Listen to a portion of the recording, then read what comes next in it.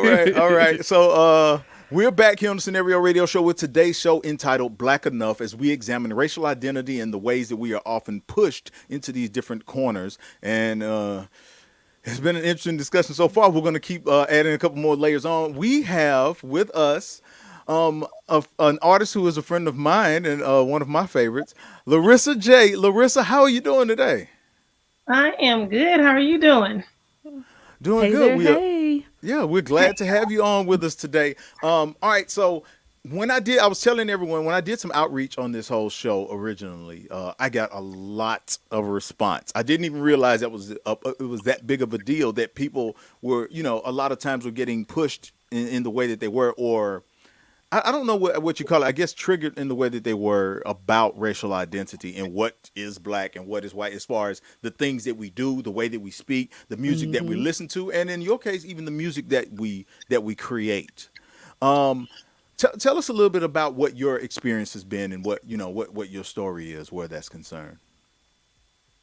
Well, from a young age, well, I think I was one of the people that responded to your initial, search for people who've experienced this. Because a little girl, my mom, we grew up in the hood of Kansas City.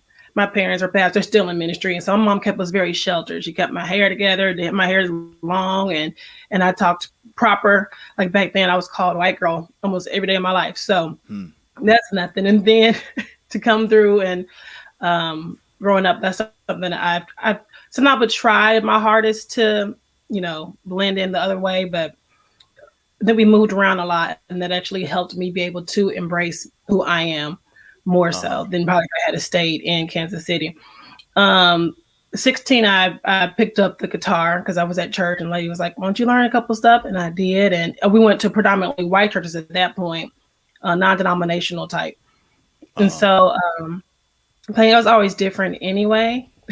So that just got to add to it. And then we moved around a lot in Kansas City, back to Smyrna, back to Kansas City again. And then we went to a suburb in Blue Springs, Missouri. I was probably like one of maybe 100, 150 Black people at a high school. And we kind of just all, migrated toward each other. We all were different. Some were ratchet, some of us were not, but we all just kind of migrated together. But I do think that I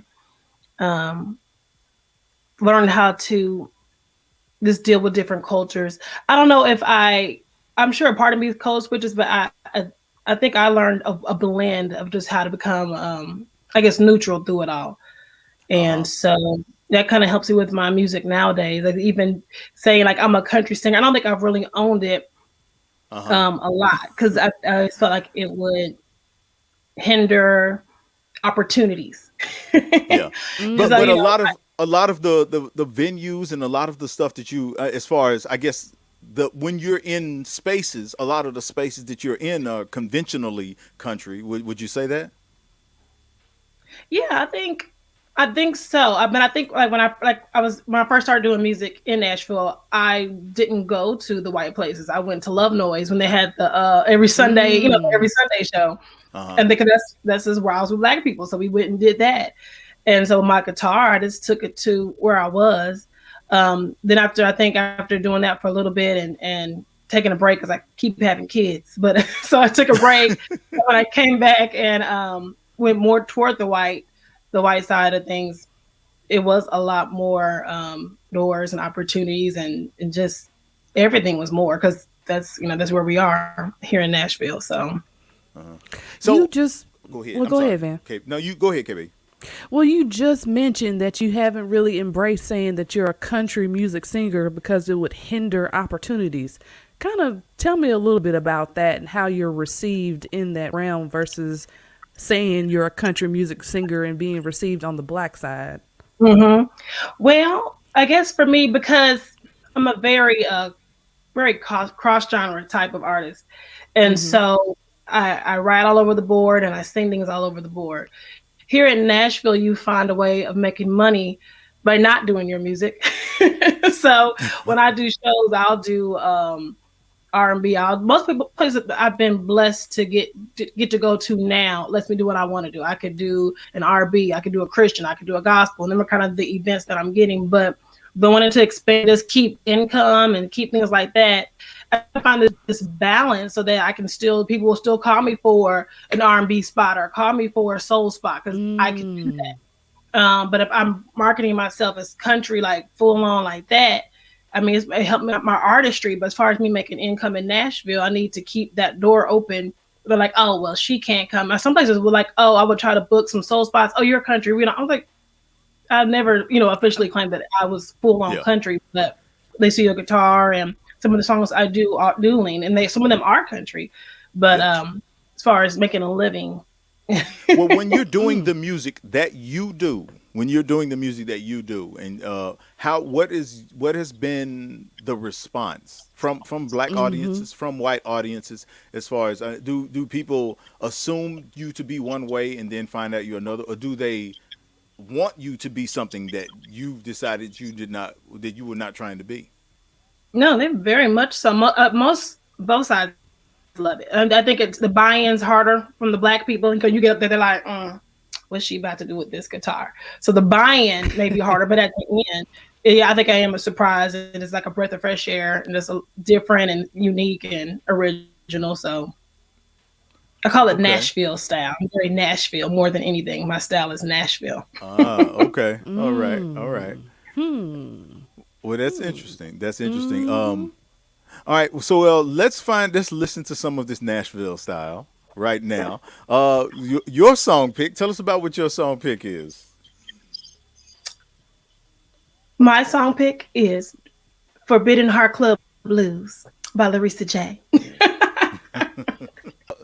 Larysa, let me ask you, as someone who finds herself in venues, oftentimes that are most populated by white listeners and things of that nature, and if you're doing something like, for instance, your song, the one we just played a few minutes ago, and they're in love with it, do you ever get a response that's sounds like a compliment, that's an embrace of what it is you're bringing to the table, but in a way that makes you feel like, wait a minute, I don't know if that's cool?